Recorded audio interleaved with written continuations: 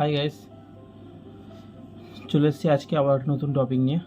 তো গাইস, টপিকটা হচ্ছে আজকের নন ইনভার্টার এসির ক্ষেত্রে কম্প্রেসার ট্রিপ হয় কেন বা হাই অ্যাম্পিয়ার হয় কেন।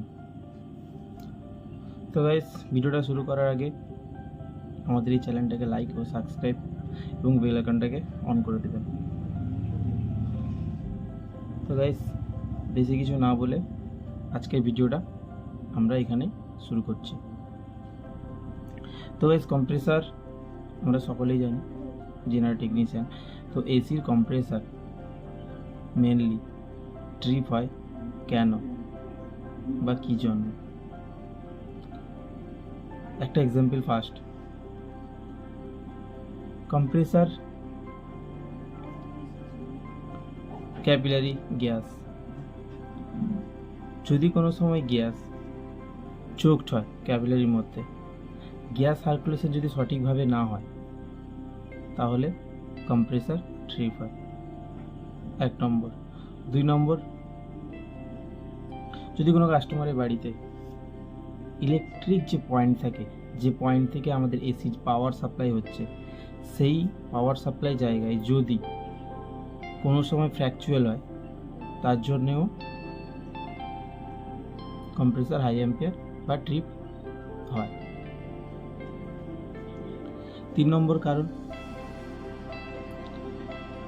কম্প্রেসারের যে রানিং ক্যাপাসিটার থাকে,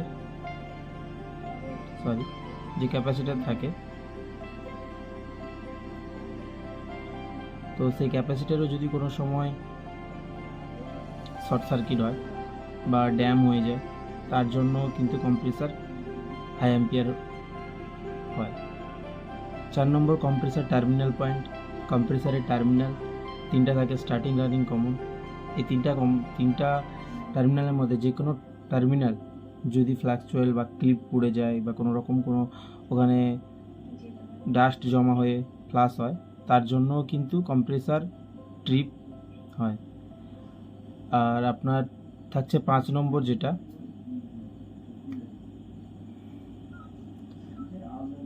কম্প্রেসার ইনডোর সার্কিট বোর্ড যে সেন্সার থাকে, সে সেন্সার থেকে যদি কোনো সময় অটো কাট করতে না পারে, তো সারাক্ষণ যদি কম্প্রেসার চলে, তার জন্যও কিন্তু কম্প্রেসার ট্রিপ হয়। Best point, compressor service, outdoor service.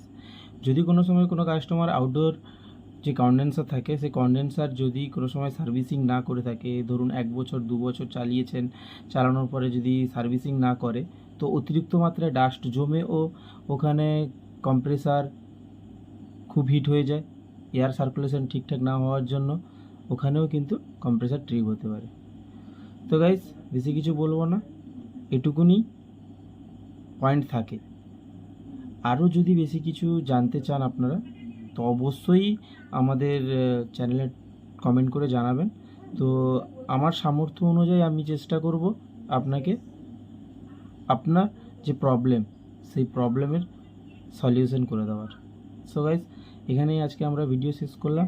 যদি ভিডিওটা ভালো লাগে থাকে তো আমাদের ভিডিওটাকে লাইক করবেন এবং কমেন্টও করবেন।